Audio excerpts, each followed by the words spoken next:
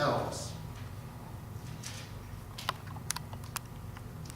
For me, the first one that comes to mind is recorded on the Sistine Chapel ceiling, painted by Michelangelo, and is referred to as the creation of Adam.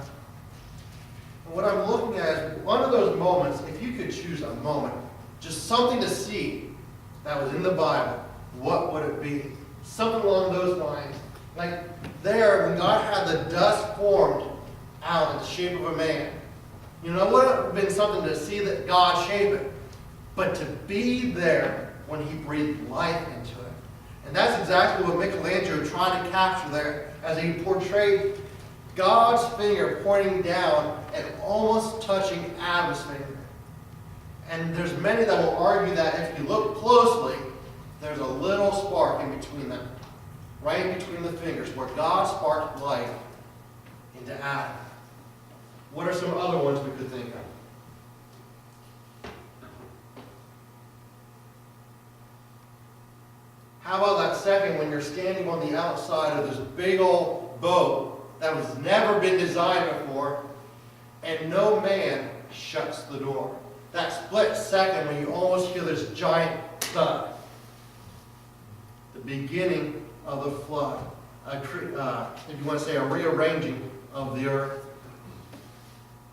Or, I'm sure there was one very important time when Isaac was laying on the altar. Can you imagine that split second, right when Abraham was about to offer up his son as a sacrifice, having faith that God would raise him from the dead, but yet that split second that changed everything when all of a sudden that ram caught his attention. What are some other ones we could talk about?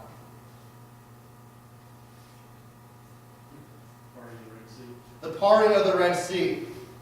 There, when not Alibaba cries open sesame, but when Moses is standing there on the brink of the Red Sea, Pharaoh's army coming rushing in behind, and all of a sudden, the waters part. And they don't just part, but dry land appears. How amazing would that be? What are some other ones? Brother Peter. When Paul was in prison, their night when the prison bars just fell down and they just walked on out. Right there when perhaps you're the jailer there at midnight. You hear Paul and Silas off in the distance singing. You don't know what they're doing, but you know they're penned up. And all of a sudden there's a giant earthquake. All the doors pop open, but not all the doors. But the chains are loosened and all the prisoners are free.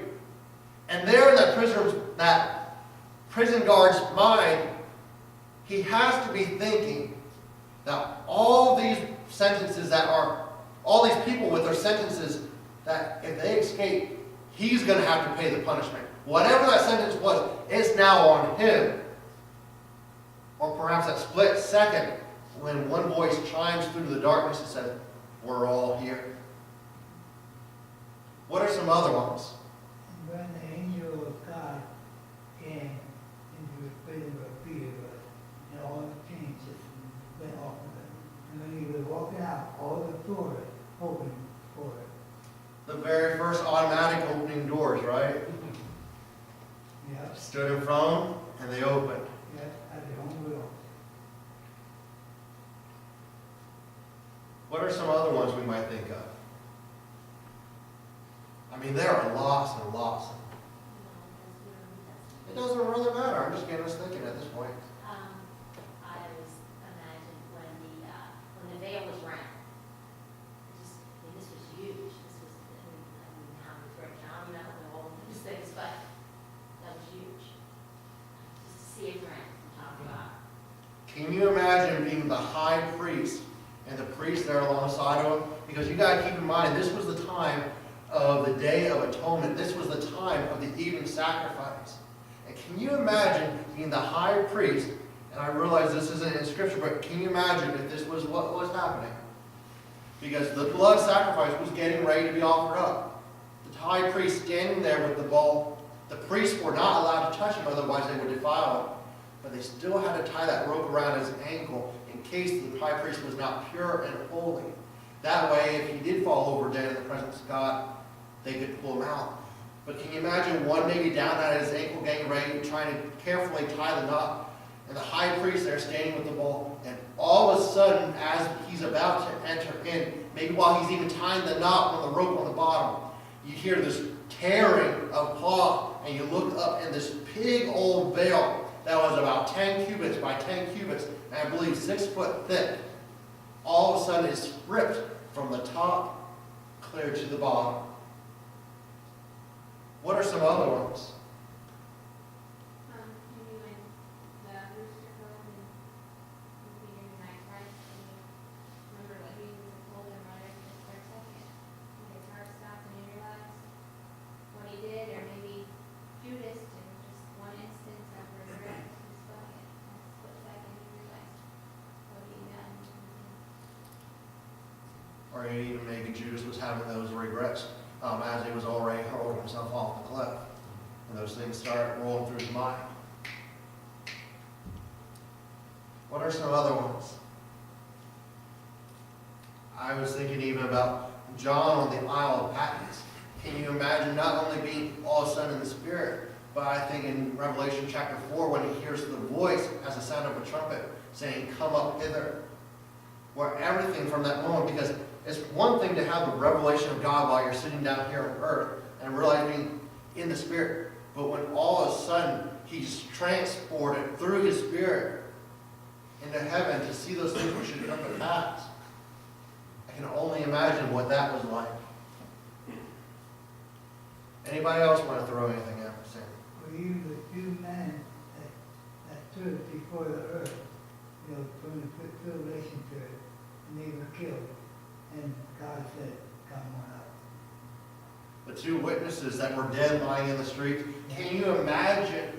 I mean, we look at the media we have today. Can you imagine it being streamed live on the internet? YouTube, maybe there's a live upload to YouTube where somebody's just constantly feeding it straight there live. And these men that were killed and dead for 3 days, as the world's eyes are on them, are all of a sudden like that disappeared and caught up into the sky. I mean, what explanation can you have for that? Hey, Peter. Anybody else want to throw anything else in before we move on? Or even when God first created the stars and the moon, could you imagine all that, and also created man upon the earth, and the fish, and the animals? Could you imagine how great that had to be?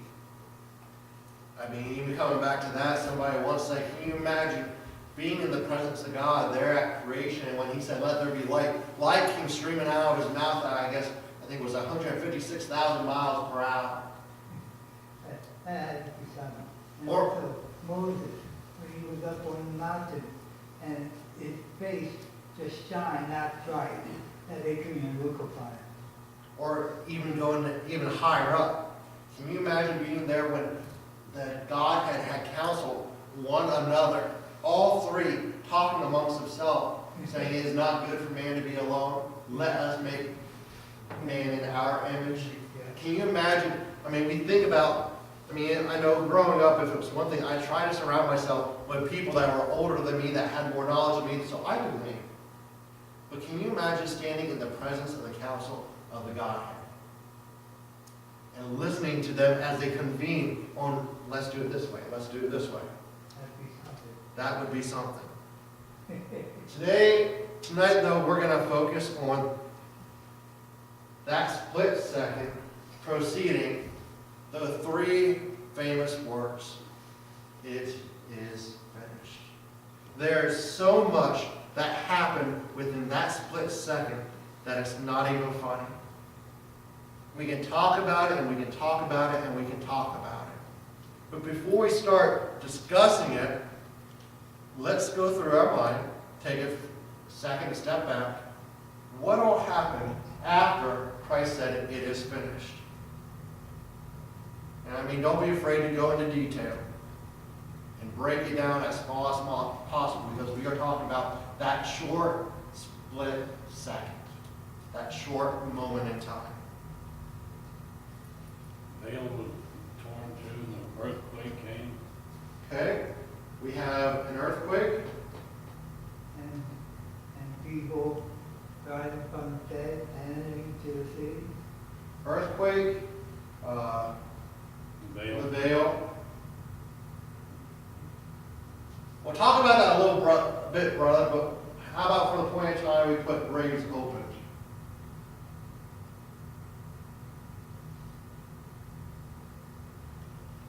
What else happened?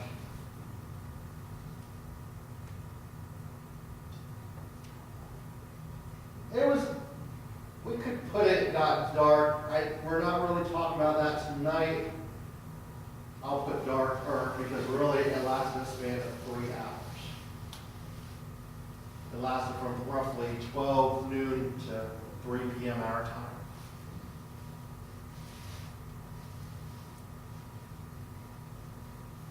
Is there anything else you can think of?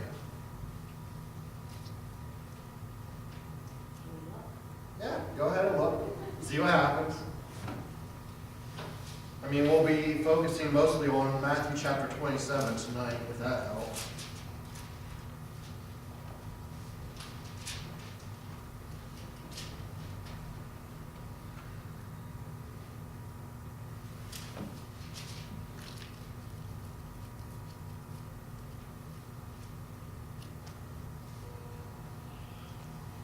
Salvation. Salvation came into the world. Let's put that down as the ultimate sin sacrifice. Says a lot, right? Rocks rent.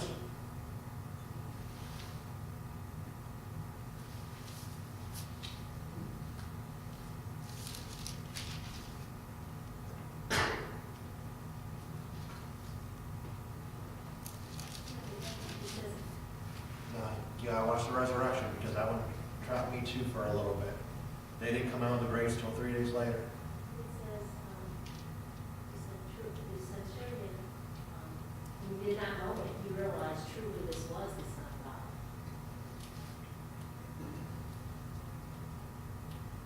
I'm not sure how to word that.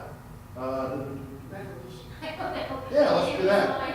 It was like- How about spiritual revelation? Yeah, it was like, wow, this really was.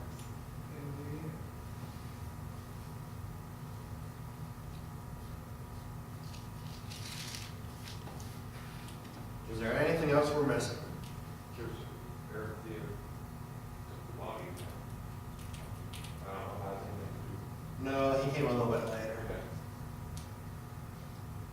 do. The other one that we're missing is the big thing. Where did Christ go?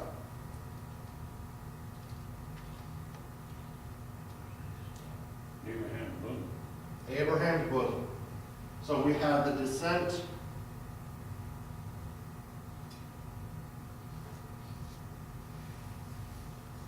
of Christ.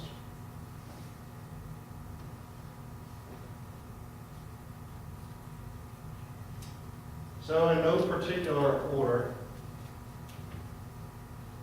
when we look at this, let's try to back up a little bit, and let's start with the first one. As soon as Christ said, it is finished, we have the completion of the sin sacrifice. If we look back into the Old Testament, if someone would go ahead and read Romans chapter 5 and verse 12, Romans 5:12, and someone else 1 Timothy 2:15. Romans 5:12 and 1 Timothy 2:15. Excuse me. 1 Timothy 2:15. Wherefore, as by one man sin entered into the world, and death by sin, and so death passed upon all men, for that all have sinned. And what about 1 Timothy 2:15?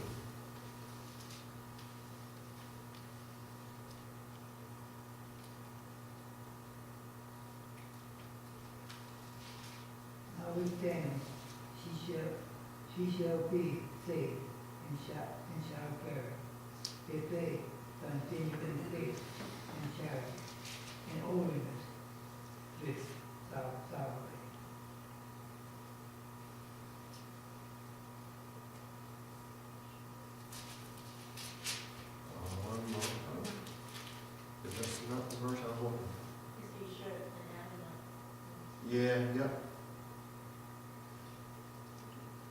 1 Timothy chapter 2 and verse,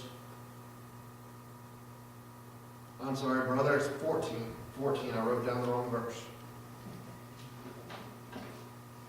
And Adam was not deceived, but the woman, being deceived within the transgression. If we go back to the very beginning, everything was perfect. Yeah. If we go back to the human body, it was designed in such a way that it was to regenerate itself. It wasn't to die. It was designed to live forever. However, when we get down to it, Adam disobeyed God. Doesn't matter if Eve was the accomplice. Scripture tells us very clear. The serpent deceived her. Adam knew exactly what he was doing. And when Adam sinned, sin fell upon the human race. And from the very beginning, God made it clear that the blood of an animal was required payment of sin. If someone would please read Genesis 3:21.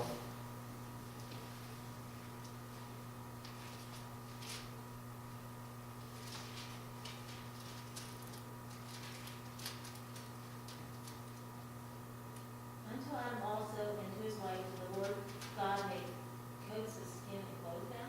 Is that what you wanted? Yep, that's exactly it. Because those coats came from something. Came from an animal.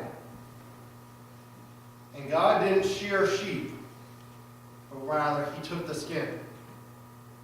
He took the leather coat, the skin of the animal, and made coats for Adam and Eve.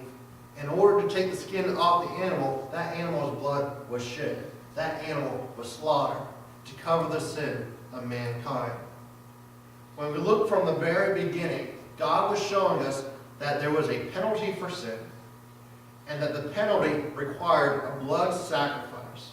He showed us that all the way there in Genesis chapter 3, verse 21. That's why Cain's sacrifice was not accepted. He tried to do fruits and vegetables. From the very beginning, God said no, and the blood of an animal is what was required. And Cain failed to do so. So when we look at the Old Testament, God is showing us that sin has entered into the world because of man's disobedience. And a blood sacrifice, a blood payment, had to be offered up. When we look at the Old Testament, He got a little bit more specific as to what animals were to be offered for sin sacrifices. We do see that before the Mosaic Law, before the children of Israel entered into the wilderness, that there was a patriarch of the family. He was the religious leader, ceremonial leader. He was the one that offered up the sacrifices for his family. He was the high priest. We find that also through Abraham, but more specifically, we also see that in the book of Job. Because in the very first chapter, what do we find Job doing? He's offering up sacrifices for his children. He's acting in that role of high priest. When they moved into the wilderness, that's when God began establishing the religious layout that the children of Israel now know, or Israel, however you want to refer to them. That's when they were given the Ten Commandments. That's when they were given the Levitical law. That's when they were told, you are to eat this and not eat that. This is when they established the Levitical priesthood. That's when they established the high priest. That's when they instituted the tabernacle, the brazen altar, the table of shewbread, the Ark of the Covenant. All that was done in the wilderness. And God even made it more clear on what animals were to be sacrificed. He did it also according to the financial income of that family. We also see that reflected even further in Mary and Joseph in the temple. How do we know that they were poor? Because the poor offering, or the offering of a poor person, was that of 2 turtle doves. The more money you had, maybe you were required to offer up a goat as a sacrifice. If you were really well-to-do, you were to offer up an oxen. It all depended upon how much you weighed. But regardless, God was still laying out the system, and He still required a blood sacrifice. That is one thing that never changed. However, These animal sacrifices never did away with the debt. It only pushed it back for another year.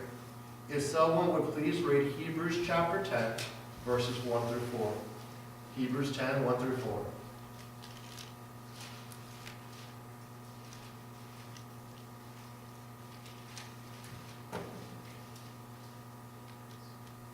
And if someone else wants to find Hebrews chapter 10, verses 6 through 12, and just hold that for a little bit, please. Hebrews 10, 6 through 12. But if somebody has Hebrews 10, 1 through 4, go ahead and read it. The law having a shadow of good things to come, and not the very image of the things. And never with those sacrifices which they offered year by year, continually make comers thereunto partial. For then would they not have ceased to be offered, because that worshippers, once purged, should have had no more conscience of sins. But in those sacrifices there is a remembrance again made of sins every year.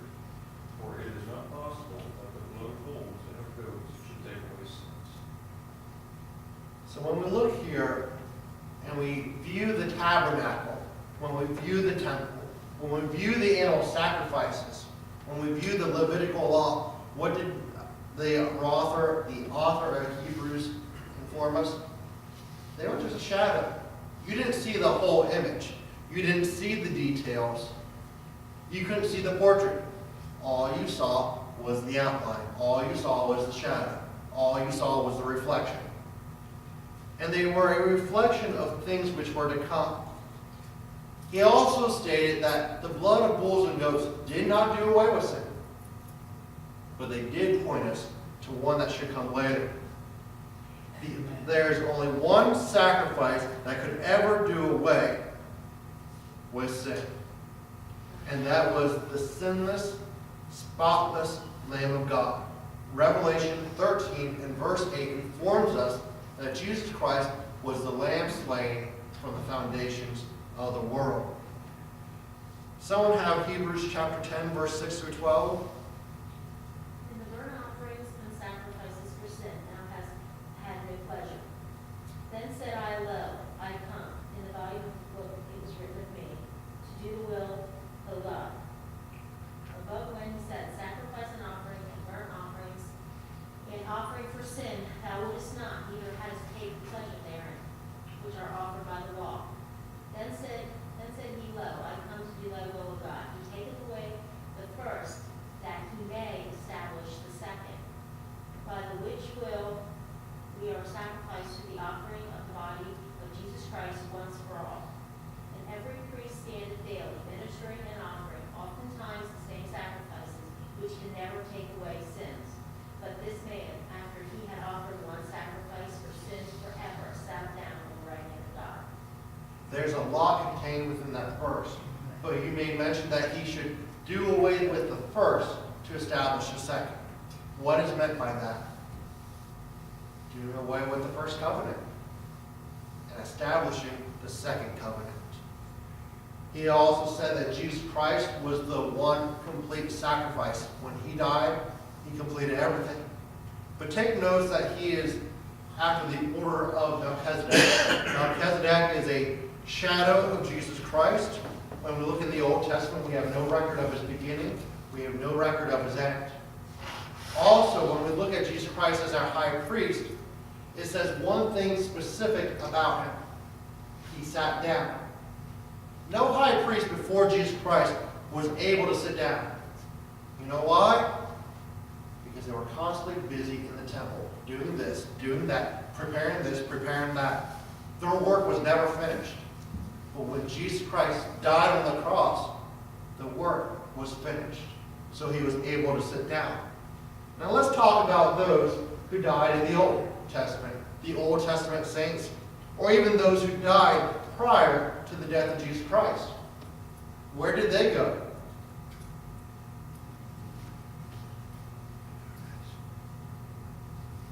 That's exactly right, Brother Dennis. They went down to paradise. And I do mean, and they went down. Before Christ died on the cross, was there an appropriate sacrifice? Was there an appropriate sacrifice to cover sin? No. Can anything sinful enter into heaven? No. They had no reason to go to hell as we think of it as the torment side. But God couldn't let them into heaven. Their sins weren't covered. They were still there. They were pushed back, and through faith, they were going to be done away with. But they were not done away with yet. So they went to a separate location down in the belly of the earth, a separate compartment of hell, known as paradise, a.k.a. Abraham's bosom. We find this in Luke chapter 16 with the rich man and Lazarus. But when Christ died on the cross, he had to do something first. If someone would please read Matthew chapter 12 and verse 40. Matthew 12 and verse 40.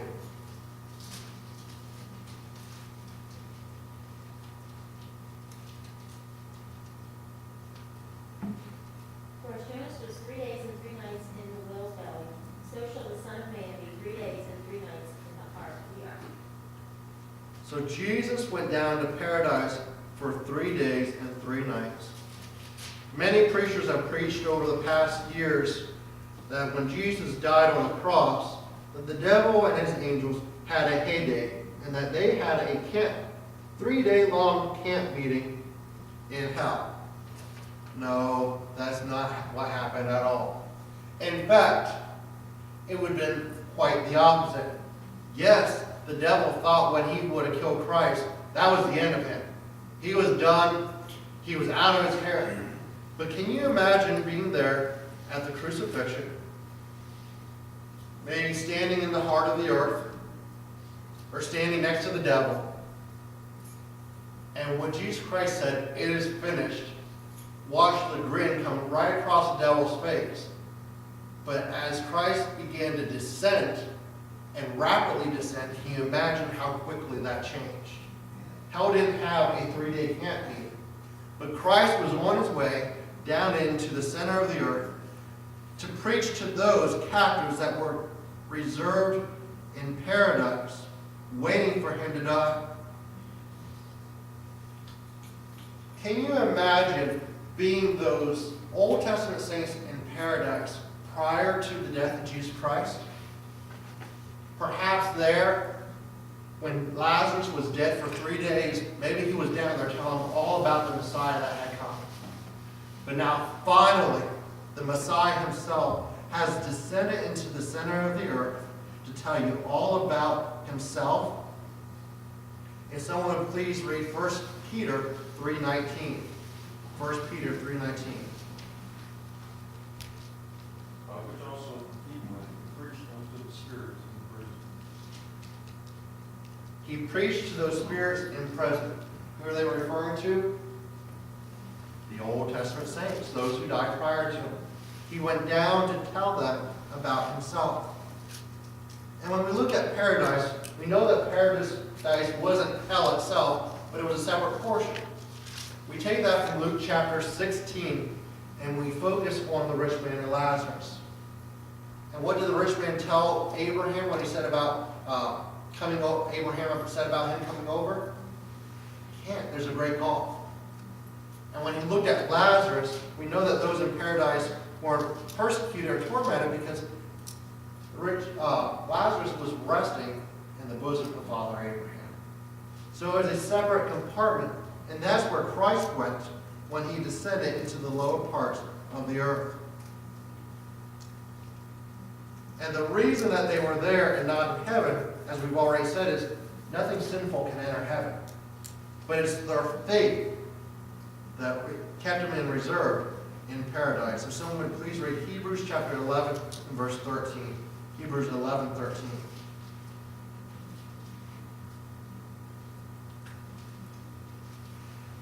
And while somebody's finding that, if someone would like to find Psalm 68:18, Psalm 68:18, and someone else Ephesians 4:8-10. Ephesians 4:8-10.